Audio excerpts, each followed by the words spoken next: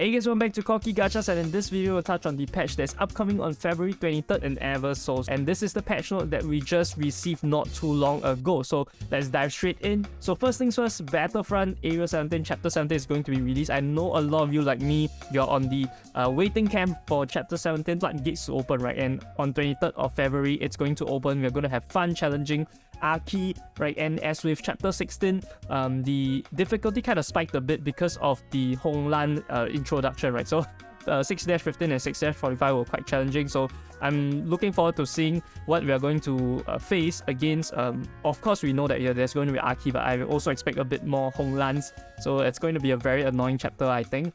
And of course, this is the main bulk of the patch, is the balance patch for a lot of these underwhelming units. So we're going to touch on the first ones. Not a surprise, a lot of them are beasts. So first one is Mika. So Mika's artifact skill is going to have an additional effect. So it's going to be increased instead of just being immune to crowd control, right? Which is already very good. And knockback.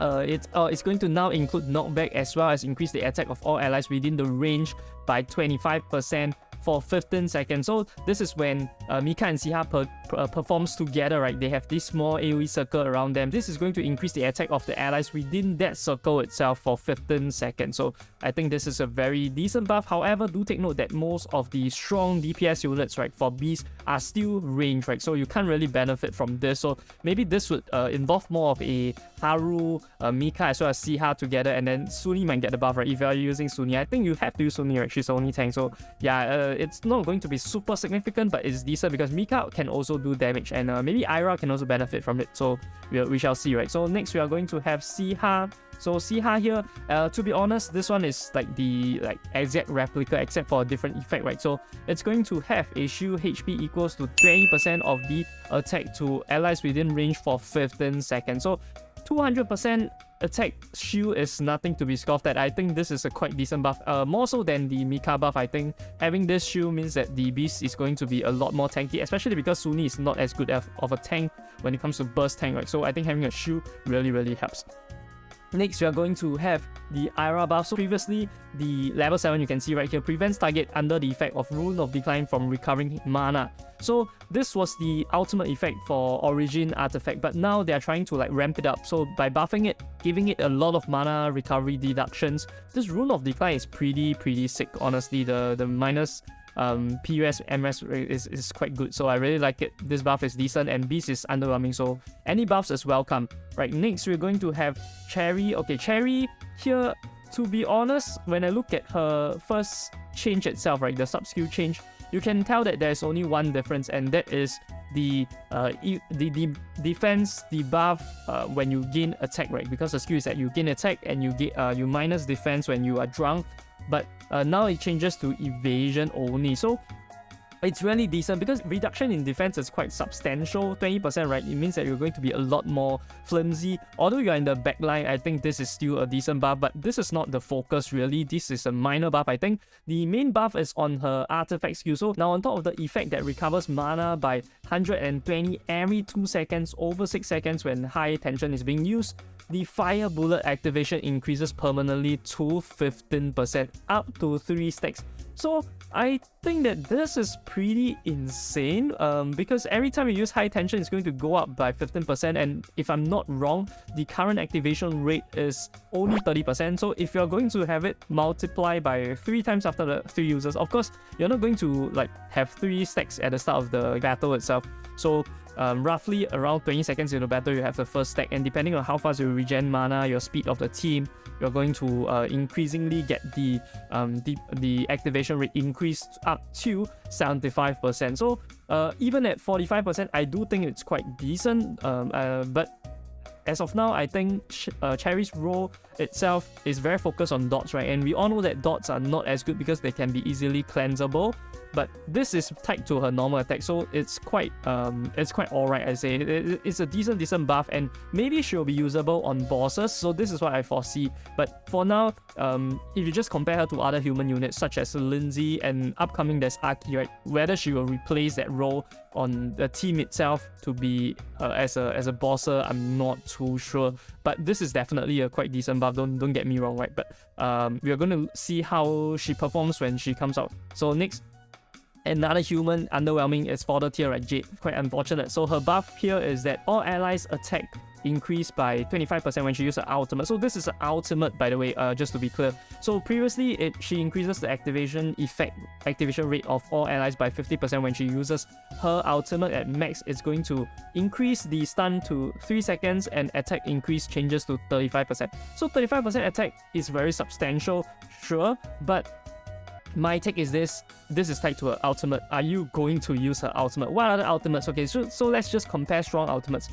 There is the recently released Honglan ultimate, very broken, so minus higher multiplier than this, stuns roughly the same, right, 2 seconds, and then also the mana reduction is like 2,500. It's very substantial. So compared to this, is this going to be better? I'm not too sure. But if you compare her within human itself, right, if you are using her for human gates, is she still useful just based off this ultimate? Once again, I'm still not sure, because Lindsay's ultimate at 201 just deletes one hero. So if you want to delete 2 heroes of the backline heroes, strongest attack heroes, Manphy does the job very well. Just have to time it right.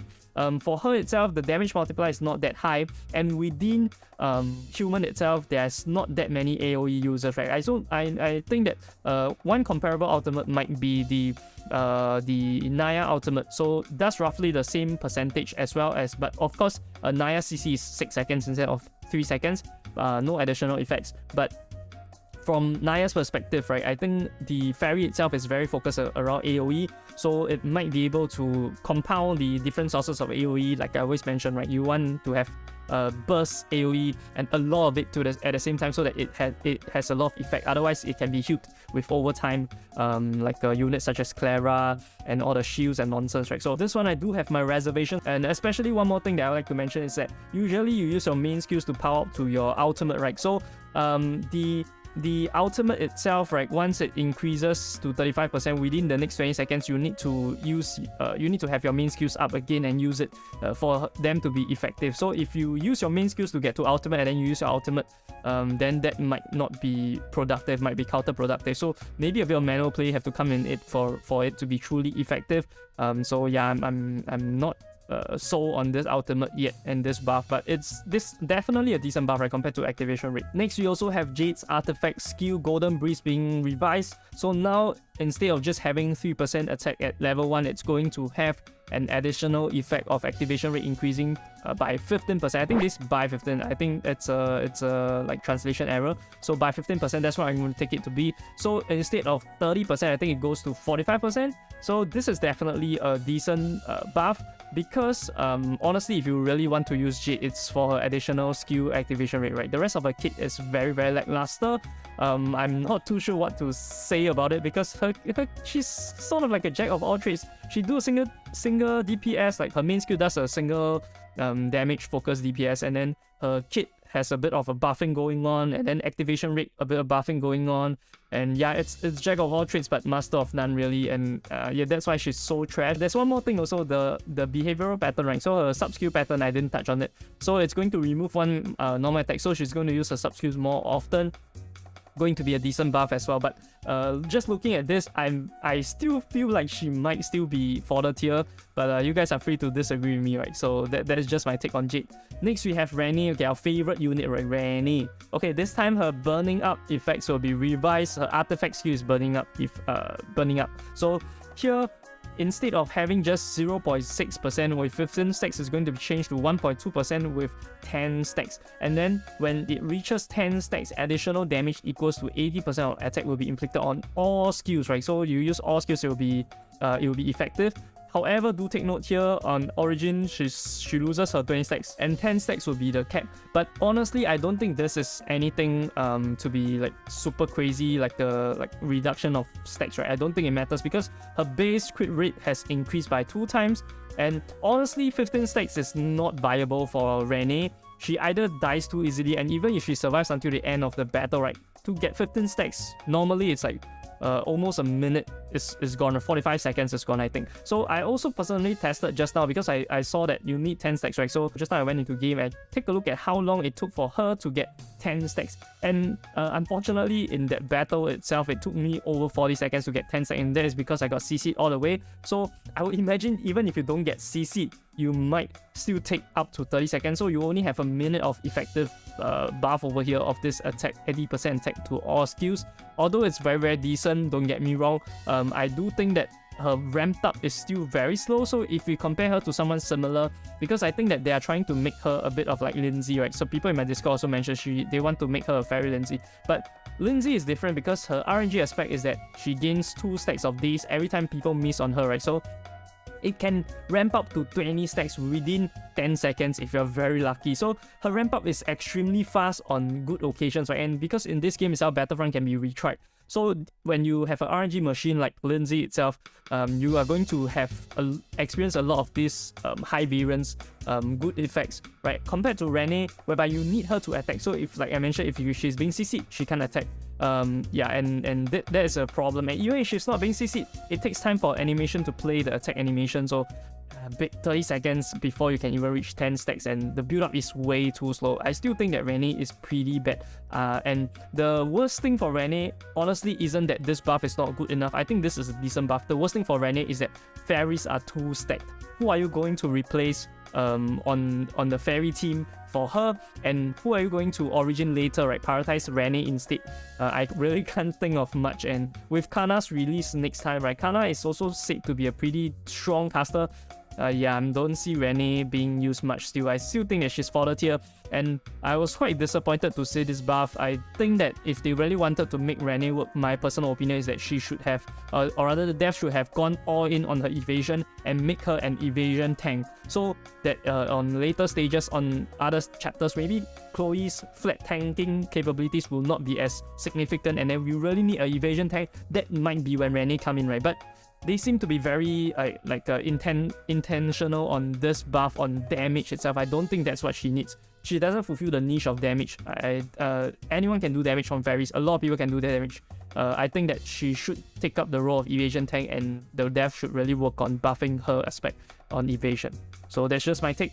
And here, next we have Mariam. So Mariam's one, we all know that Mariam has a problem. When you auto her, right, on the first main skill, there is also a chance that she doesn't do the main skill with 7 stacks. But after this change itself, it's going to ensure that there's a good chance that she's going to do this with the 7 stacks, right? So I think this is a good buff for auto.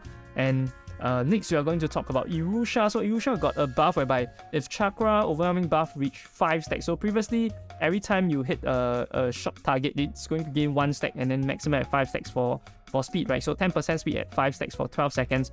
Then now she's going to have an additional effect. If she reaches 5 stacks, she's going to have an infinite Chakra buff, which increases attack by 20%. I'm going to interpret it as a permanent 20% attack for the rest of the battle, which is very significant, don't get me wrong. I think Irusha is already quite strong in her current state if you use her in the right team. However, the problem with Irusha, guess what?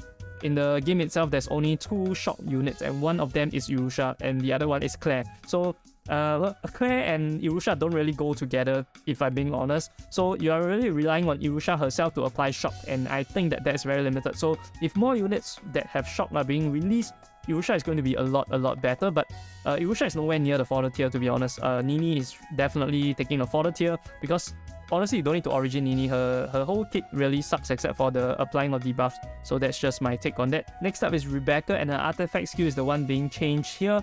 And what it does is that she's going to have additional mana, right? So she's going to definitely be able to cast her main skill before other people cast her main skill and apply that mana reduction mainly on tanks, right? Because she usually hits a very small AoE, and it's a straight line that don't even hit the back line. So it's going to hit on tanks, and the reduction for the mana is going to increase from 600 to 800, and then it scales when the artifact increases in level, and then 2000 up to 4000 at origin. So she has a significant buff, I think, for her to really hit the first skill, right, her main skill, more effectively. But honestly, I think her problem is that her main skill is too small in AoE. I don't really think it's that useful, to be honest, but it's a decent buff for sure. And yeah, Rebecca right now definitely has a niche in the sense that she kind of amplifies the dots on the team, right, and no one else does that. So having a buff on her makes her even more usable when she's already very usable. So I think that's a great buff. And that about does it for this video on me touching on the balance patch coming on February 23rd.